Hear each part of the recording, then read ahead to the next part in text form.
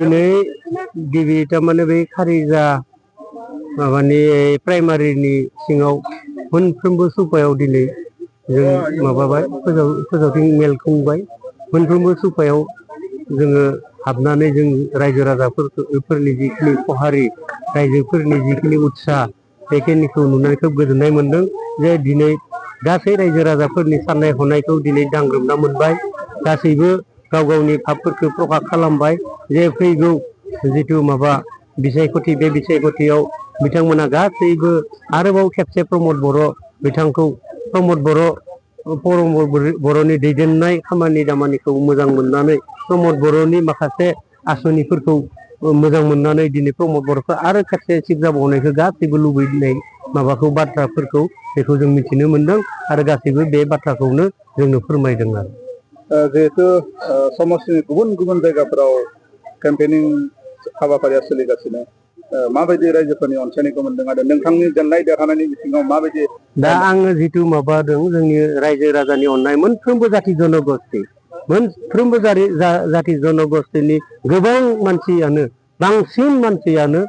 संख्यक मानसियानो दिनै जों इउपिपिएल दोलोखौ दिनै माबा देरहाहोनो थाखाय गासैबो ज' जादों नोंथांमोना नुबाय थादों जे माखासे मिडियाफोरावबो एसे एला ओंखाराखै नङा जोंनि गासैबो रायजो राजा मोनफ्रोमबो हारि हारिसानि रायजो राजाफोरा दिनै ज' ज' गामि दरफा गुलाब जोंबो जगदान जाफैनायखौ नोंथांमोना नुगासिनो दं दा बेखौ नायनानै जुदि जोङो सानोबा बेखौ जायफोरा नुदों बिसोर जुदि सानोब्ला नुदोंब्ला हसाखै बियो जोंनि इउपिपिएल दोलोआ दिनै बेहाय रोखा 100% देरहानाया रोखा बिपुल भटआव जों देरहागोन होननानै आं आसा खालामदों आरो जिहेतु नोंथाङा खननै सम उदां बिजाथि बा इन्डिपेन्डेन्ट हिसाबै देरहालांनो हादोंमोन